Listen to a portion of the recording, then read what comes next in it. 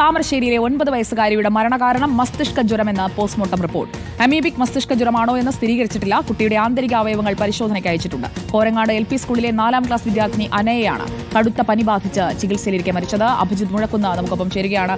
അഭിജിത്ത് മുഴക്കുന്ന്, എന്താണ് കുഞ്ഞിന് സംഭവിച്ചത്? അമീബിക് മസ്തിഷ്ക ജ്വരം അത് വലിയ രീതിയിൽ ആശങ്കയുണ്ടാക്കുന്ന ഒരു അസുഖം കൂടിയായതിനാൽ എന്തൊക്കെയാണ് ഇത് സംബന്ധിച്ച് ഇപ്പോൾ പുറത്തുവരുന്ന വിവരങ്ങൾ?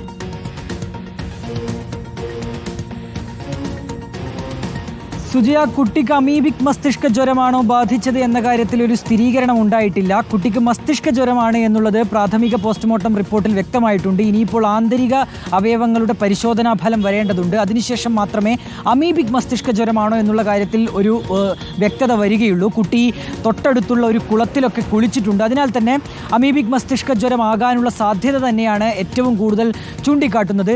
ബുധനാഴ്ചയാണ് കുട്ടിക്ക് സ്കൂൾ വിട്ടുവന്ന കുട്ടിക്ക് പനിയുടെ ലക്ഷണങ്ങൾ കണ്ടെത്തിയത്. തുടർന്ന് ഇന്നലെ അത് വളരെ അധികമായി. തുടർന്ന് ആദ്യം താമരശ്ശേരി താലൂക്ക് ആശുപത്രിയിലും പിന്നീട് കോഴിക്കോട് മെഡിക്കൽ കോളേജ് ആശുപത്രിയിലും കുട്ടി എത്തിച്ചു. പക്ഷേ അപ്പോഴേക്കും കുട്ടിക്ക് ജീവൻ നഷ്ടമായിരുന്നു.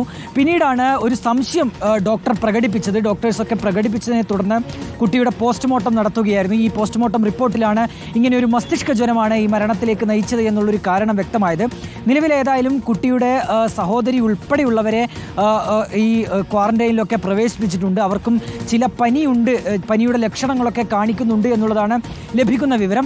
ഏതായാലും കുട്ടിയുടെ ആന്തരിക അവയവങ്ങളുടെ പരിശോധനാ ഫലം കൂടി വരേണ്ടതുണ്ട്. അതിനുശേഷം മാത്രമാണ് എന്താണ് സംഭവിച്ചത് എന്നുള്ള കാര്യത്തിൽ ഒരു വ്യക്തത വരികയുള്ളൂ. സുജയ, ഓക്കെ, അഭിജിത്താണ് വിവരങ്ങൾ നൽകിയത്. താമരശ്ശേരിയിലാണ് കുഞ്ഞിന്റെ മരണം സംഭവിച്ചത്.